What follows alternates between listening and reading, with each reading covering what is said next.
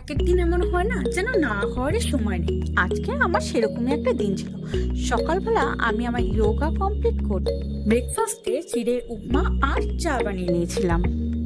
আর আগের দিন আমি নিয়ে এসেছিলাম বাজার থেকে একটা তাল।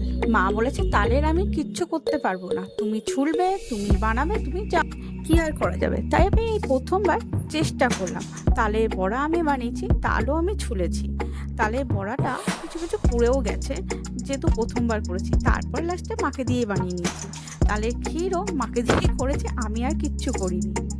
এখন চলছে ভাদ্র মাস। মাকে ছোটোর থেকে দেখেছি আলমারি থেকে জামা কাপড় বের করে রোদে দিতে, তাই আমিও দিয়েছি।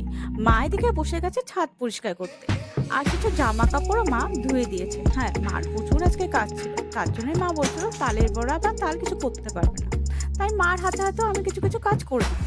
তোমাদের বাড়িতেও কি আমাদের মতো এখনো পর্যন্ত ভাদ্র মাসে রোদে দেয় জামা কাপড়? আমাকে কিন্তু কমেন্টে জানিও। এদিকে আমি স্নান করে খেতে বসে গেছি। বাঙালি পোপাতে আছে না, বাঙালি হলো মাছে ভাতে, আর যদি পাতে থাকে ইলিশ মাছ।